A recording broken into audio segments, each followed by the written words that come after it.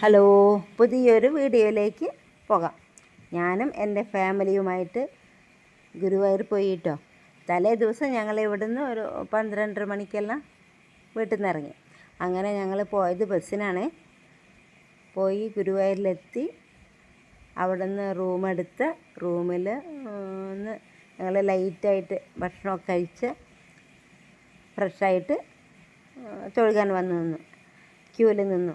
ഒരു 5 മണിക്കൂർ ക്യൂവിൽ നിന്ന്. അത് കഴിഞ്ഞിട്ട് ദർശനം കിട്ടി. അങ്ങനെ ഞങ്ങൾ റൂമിൽ വന്നപ്പോഴേക്കും രാത്രി 10 മണിയായി കാണും. അതിന് ശേഷം ഭക്ഷണം കഴിച്ച് കിടന്നു.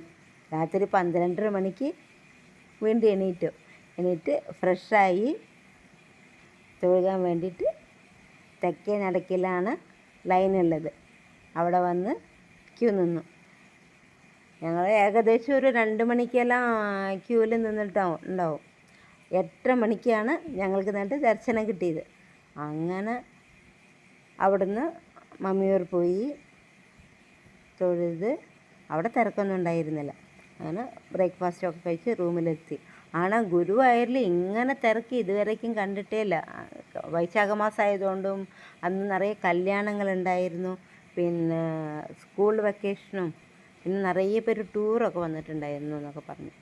അങ്ങനെ ഉള്ള തിരക്ക് കാരണം കൊണ്ടായിരിക്കാം ഇത്ര നേരം ആയത്.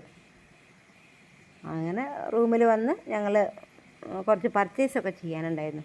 അത് കഴിഞ്ഞ് റൂമിലെത്തി. പിന്നെ റൂം വെക്കേറ്റ് ചെയ്ത് പിന്നെ ഞങ്ങൾ ബസ് പിടിച്ച് ഞങ്ങൾ വീട്ടിലേക്ക് പോന്നു. ഇനി നെക്സ്റ്റ് വീഡിയോയിൽ കാണാം. എല്ലാവരും ലൈക്ക് ചെയ്യണേ കേട്ടോ. Thank you.